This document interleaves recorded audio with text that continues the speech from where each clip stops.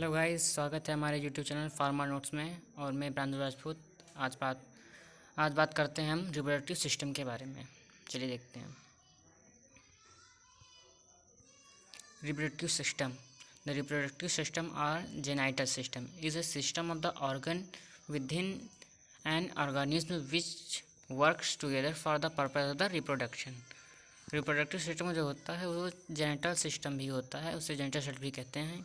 यह एक जो ऑर्गेनिज्म होते हैं वो साथ में वर्क करते हैं तब ये बनाता है। इसका पर्पस क्या होता है? रिप्रोडक्शन करता है। ठीक है, तो reproduction is a process by which new individual of species are produce via which genetic material pass from generation to generation according to the function the male and female reproductive organ grouped as under. मतलब कि function के base पे mail और female को divide किया गया है दो ग्रुपों में। ठीक है, then first is gonads, seeds बोलते हैं इसे। It include testis and ovaries. The main function of testis are production of gametes and secretion of hormones. जो गोन्स होता है ये इंक्लूड करता है टेस्टिस एंड ओवरीज को। मेन फंक्शन ऑफ टेस्टिस का मेन फंक्शन होता है ये हमें प्रोवाइड कराता है गैमेट जो प्रोवाइड कराता है, और जो कि हार्मोन्स का सिक्रेशन करता है। Male gamete known as sperm. जो मेल गैमेट जो होता है उसे स्पर्म बोलते हैं, और जो फीमेल गैमेट होता है उसे ओसाइट्स बोलते हैं। The duct, it transport and store the gamete. ठीक है, जो डक्ट होती है ये ट्रांसपोर्ट करती है और स्पोर्ट करती है। डक्ट मतलब कि जो नलिकाएँ होती हैं। Accessory sex glands, accessory glands होती हैं। It produce material that support gametes. ये वो मटेरियल को प्रोड्यूस करती हैं जो कि सपोर्ट करती हैं गैमेट्स को। लाइक जैसे कि वो क्या न्यूट्रिशन प्रोवाइड करती हैं उनको मतलब कि जीवित रहने के लिए जो आवश्यक होती हैं उसके स्पर्म्स को है, ओवरीज को है उनको। The supporting structure it include penis that have important role in reproduction. Supporting structure होता है पेनिस जो कि बहुत ही इंपॉर्टेंट होता है। तो अब देखते हैं मेल रिप्रोडक्टिव सिस्टम। ये देखिए, ये है मेल रिप्रोडक्टिव सिस्टम। ये देखते हैं।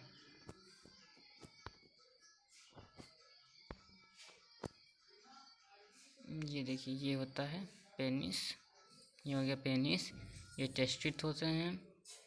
ये देखो ये होती है जो कि वहाँ से कनेक्ट होती हैं। ये इजैकुलेटरी डक्ट्स होती हैं ये वाली। ये प्रोस्टेट ग्लैंड होती है। ठीक है, अब इसका एक्सटर्नल स्ट्रक्चर देखते हैं क्या होता है। तो एक्सटर्नल स्ट्रक्चर में पहले आता है penis. External male sex organ होता है। ठीक है, अनसर्कमाइज्ड होता है, फोर स्किन नॉट रिमूव्ड, इसकी फोर स्किन नॉट रिमूवेबल होती है। सर्कमाइज्ड जो कि remove some of all of foreskin. ठीक है, ये इसका स्ट्रक्चर होता है। ये सामने का पार्ट का स्टर्नल यूरेथ्रल और फ्रिस कहलाता है। ये कोरोना होता है। ग्लांस पेनिस होता है एंड प्रीपस होता है। फोर स्किन से बोलते हैं जो कि हट जाती है। बल्ब होता है, बॉडी होती है पेनिस की, और ये लास्ट में ये जॉइंट होता है उससे, और इसके नीचे जो होते हैं टेस्टिस होते हैं। फिर होता है scrotum, sac of the skin and muscle containing testicles. ये मसल होती है जो कि टेस्टिस को कंटेन किए होती है। एंड इंटरनल स्ट्रक्चर में क्या आता है? इंटरनल स्ट्रक्चर में आता है प्रोस्टेट ग्लैंड होती है, एक्सोक्राइन ग्लैंड और मेल रिप्रोडक्टिव सिस्टम होता है। फिर वेस्ट डिफरेंस क्या होता है? ये tube containing epididymis and ejaculatory duct होती हैं। ये एक ट्यूब होती है जो कि एपिडाइडमिक एंड इजैकुलेटरी डक्ट को वो क्या बोलते हैं, कनेक्ट करती है।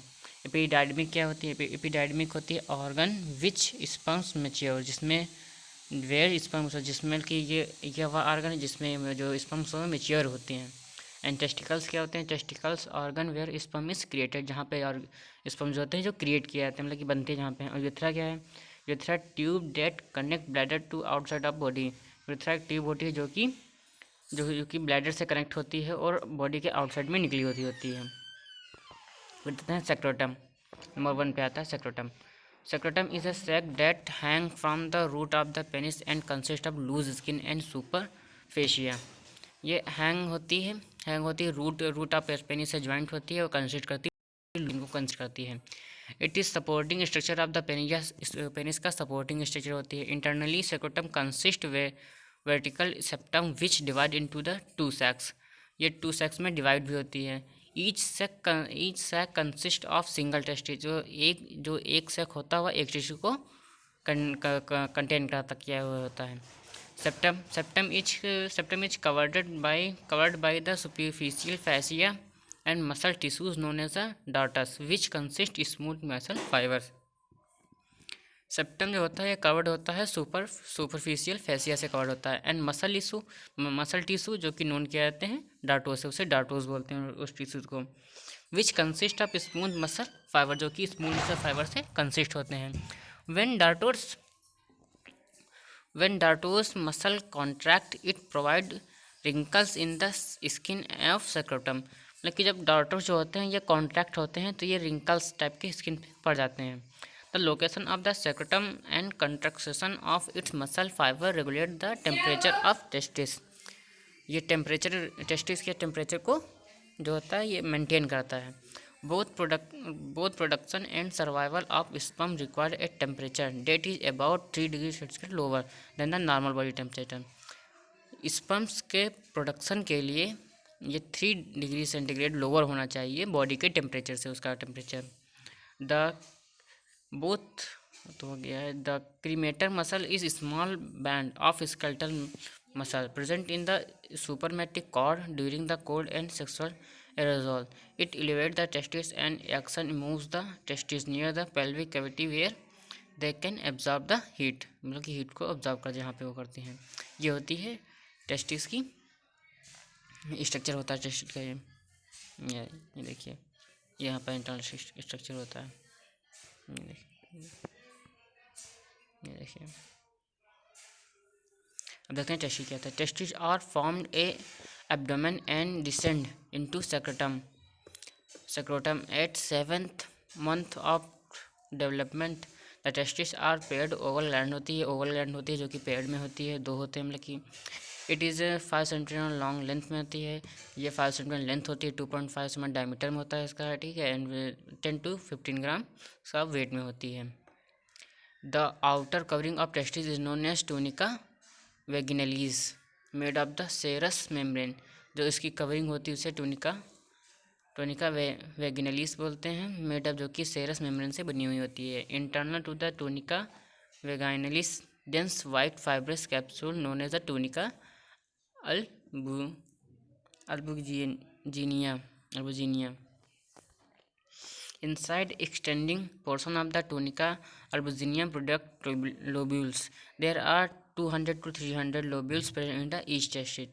Each lobules consist one to three testis coiled tubules known as the semispherous tubules. Semispherous tubules consist of spermogenic cells, each taking part in the production of sperm cells. The process is known as spermatogenesis. मतलब कि जो सेमीस्फीयर sales जो tubules होती हैं वो consist किए होती हैं स्पर्मेटोजेनिक सेल्स को, जो कि प्रोडक्शन जो कि स्पर्म्स का प्रोडक्शन करती हैं। और जो स्पर्म के प्रोडक्शन जो प्रोसेस होती है इसे स्पर्मेटोजेनेसिस बोलते हैं। There many such tentacular cells lie between the spermatogenetic cells which produce the tight junction known as the blood-testis barrier. These barrier prevent the activation of immune system against the sperm because the spermatogenetic gel cells consist surface antigen that are recognized as the foreign particle by the immune system. The such tentacular cells also secrete the fluid for the sperm transport as well as secrete the hormones inhibin which regulate the sperm production by the inhibiting the secretion of FSH। फिर देखते हैं sperm क्या होता है। The mammalian sperm cell consist of a head and mid piece and a tell.